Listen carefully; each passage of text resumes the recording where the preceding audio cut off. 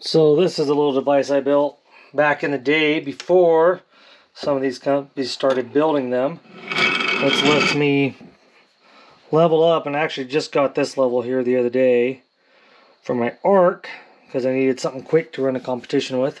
But same thing, I level up my pick rail.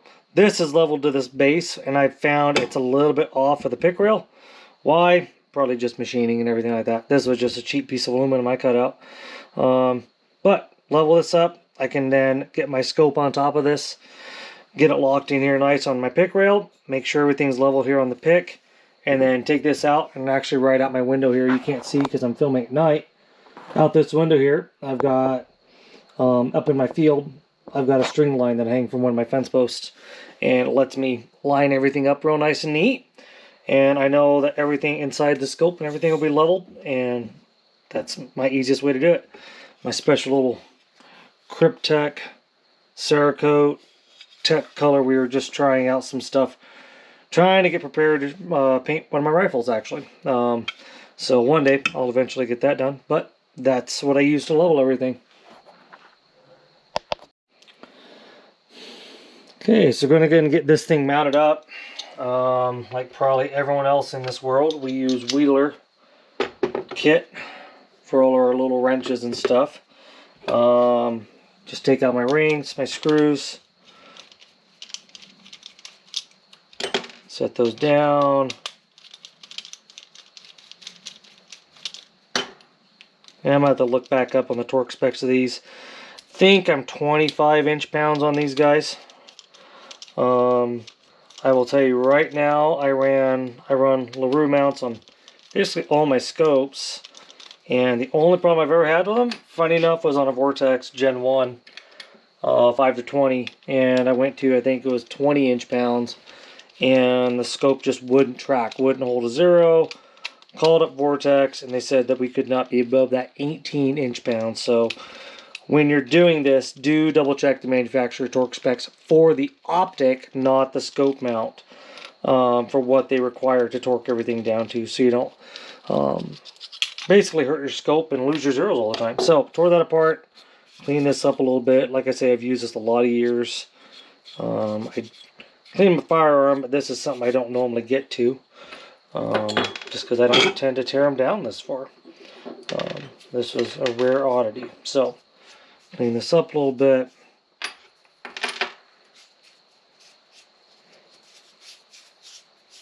I'm gonna wipe my shirt in here, so pardon me. Don't be shy.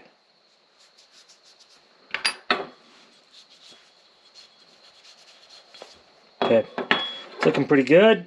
So we get that. I'm gonna go ahead and take this pick, lock it on here real quick. Get these out. I'm not gonna lock this one hard. These are torqued down. These little right here, the Legacy, I believe is what they're called, for the LaRue mounts. These you put into about a 45 degree, which we're not even close to, for well, probably 60 degrees right now. Get to about 45 and then cam them in hard. I love them. They don't, I've never had them lose a zero. On, off, it really doesn't matter. So now I'll set this up in here. We're gonna roughly center this. I'm trying to see if I can see my old marks on this scope, but it's been a long time. So I'm going to roughly just center that in these voids on your main tube, and then we'll put the ring back on, and we will lightly torque it down. And then tomorrow I will take and I can level the optic and everything, get it in here nice and pretty. While I'm doing that, what I will do is put on the Accuracy First bubble level and get that set up as well. I believe I need to measure that one to be for 100% for sure. That was a 35 mil level, and then they send adapters, little sleeves that fit in and out of there to adapt it to the 30 mil main tube on these older Mark IVs. And so, yeah, put these in. I would just go one at a time, go real slow. I always, about like a truck tire, I go opposite. Even though I'm not torquing anything down, I tend to like to just go opposites. To me, it just makes sure that everything's going down fairly evenly. So, well, that's about it there. We're going to set this in. Like I say, these little sleeves just pop in and out. Wham. Really simple on those guys. Switch out my bit from a Torx to an Allen head on these guys. And I'll just take this out by hand. I put all my screws back in, so I wasn't sure how long Leupold was going to be getting the scope fixed. So happy they got it done when they did. This is just into September. I mean, we're just after September 11th right now.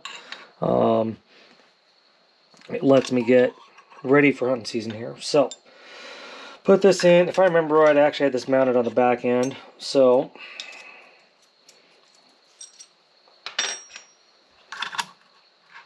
yeah, that'll work fine.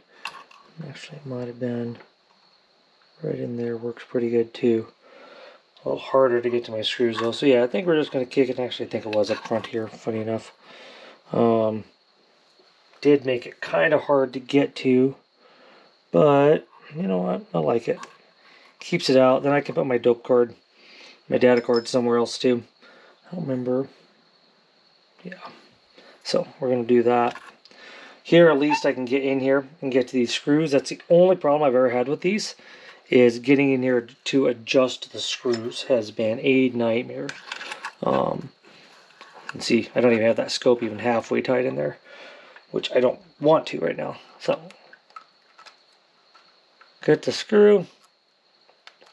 If I can get it to wedge on here at all. I'm going to lightly just put this in here just so I don't lose it. Okay, there it's on. I'll take the secondary screw, stick it in here as well. And like I say, I'm not going to torque anything down tonight. Right now this is more just get it in place, make sure I like where everything's sitting. And that'll be the basic final setup once I get everything done.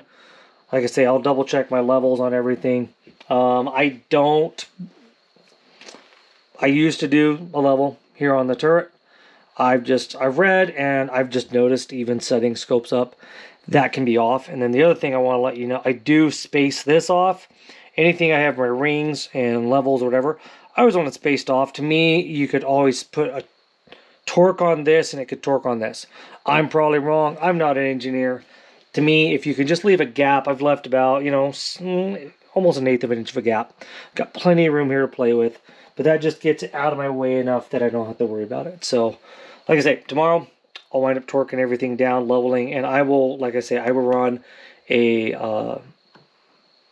bubble level, sorry, not bubble level, string line out there on my fence post and get my reticle on the inside. This will mount up right to my tripod. This whole base mounts up to my tripod, and I can level it out there, make sure the reticle is nice and level, lock down the rings, make sure this is level, get the reticle level, lock down my rings, and then I'll set my actual accuracy first level, and we'll be good. And I'll see if I can get that video tomorrow.